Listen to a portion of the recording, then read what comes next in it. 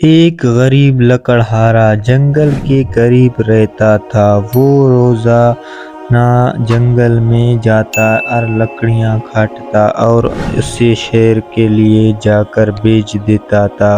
وہ اس سوچ کے ساتھ زمین بھی کھودتا تھا کہ کبھی شاید اس میں سے خزانہ مل جائے اور اس کی زندگی سنور جائے۔ اس امید کے ساتھ وہ روزانہ اپنے ساتھ جنگل میں بیلچے اور کلاڑی بھی لے کر بھی جاتا تھا۔ ایک دن خزانے کی تلاش میں زمین کھودنے لگا۔ اچانک اسے بہت بڑی دیگ نظر آئی۔ اس دیگ کو دیکھ کر بہت خوش ہوا اور دل ہی دل میں سوچنے لگا کہ اس دیگ کے اندر کوئی خزانہ چھپایا ہوا ہے۔ جبھی تو کسی نے جنگل میں درخت کے پاس زمین کھود کر دبایا ہوا ہے۔ خوشی خوشی دیگ کی طرف بڑھا۔ اس نے اندر ہاتھ ڈالا، خزانے کو دیکھ سکے۔ اس نے جب دیگ میں ہاتھ ڈالا تو اسے پتہ چلا کہ دیگ اندر سے بالکل خالی تھی۔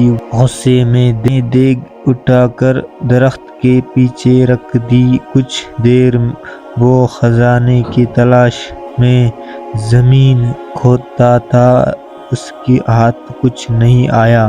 اس نے غصے میں کلاڑی اٹھا کر درخت کے پاس پھینک دی اور تھکے ہارے درخت کے قریب بیٹھ گیا۔ اچانک اس کی نظر دیگ پر پڑی۔ اس نے دیکھا کہ کلاڑی اس دیگ میں جا گری تھی اور ابھی دیگ میں 100 کلاڑیاں موجود تھیں۔ وہ ان کلاڑیوں کو دیکھ کر بہت حیران ہوا۔ ساتھ ہی ساتھ اسے یہ سمجھ میں آ گیا کہ یہ دیگ کوئی عام سی دیگ نہیں ہے، بالکل یہ کوئی جادوئی دیگ ہے۔ جبھی تو اس کی ایک کلاڑی 100 کلاڑی میں تبدیل ہو گئی۔ وہ خوشی خوشی اس دیگ کو اٹھا کر گھر میں لے آیا۔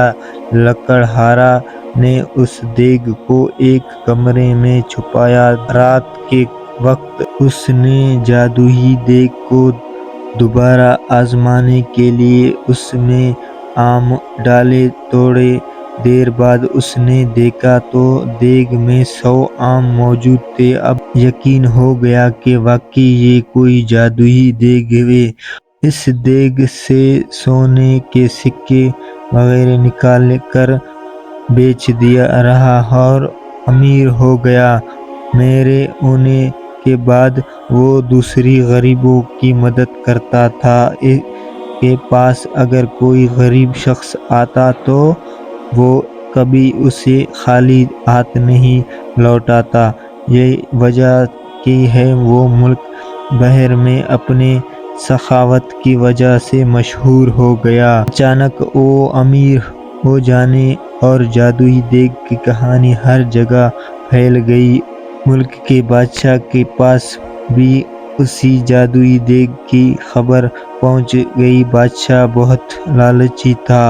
اس کے پاس اپنا بہت سارا خزانہ موجود تھا۔ اس کے باوجود اس نے مزید خزانے کی ہوس تھی۔ اس نے سوچا کہ یہ دیگ اگر اسے مل جائے تو اس کے خزانے میں مزید اضافہ ہو جائے گا۔ اس کا سوچ کے ساتھ بادشاہ نے حکم دیا کہ لکڑہارے اور اس کی دیگ کو امن میں لایا جائے۔